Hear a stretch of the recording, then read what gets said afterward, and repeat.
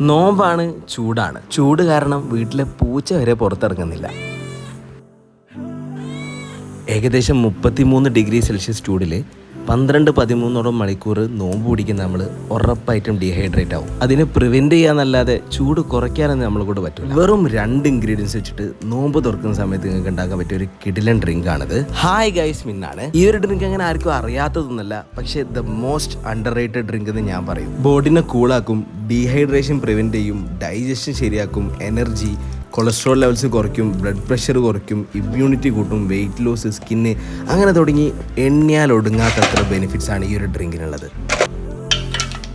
ഫ്രിഡ്ജിൽ വെച്ച് തണുപ്പിക്കാനുള്ള ടൈം ഇല്ലാന്നുണ്ടെങ്കിൽ വെള്ളത്തിന് പകരം ഐസ് ആഡ് ചെയ്താൽ മതി. ഈ ഒരു സാധനം നോമ്പ് തുറക്കുന്ന സമയത്ത് നിങ്ങൾ കുടിക്കുമ്പോൾ നിങ്ങൾക്ക് കിട്ടുന്നൊരു റീഫ്രഷ്മെന്റ് ഉണ്ട്. പിന്നെ എല്ലാ ദിവസവും നോമ്പ് തുറക്കാൻ ഈ ഒരു ഡ്രിങ്ക് നിങ്ങൾക്ക് വേണ്ടി വരും. അപ്പോൾ പറ്റുന്നവരൊക്കെ ഒന്ന് ട്രൈ ചെയ്തിട്ട് ഫീഡ്ബാക്ക്സ് അറിയിക്കുക. അടുത്ത വീഡിയോയിൽ കാണാം. ബൈ.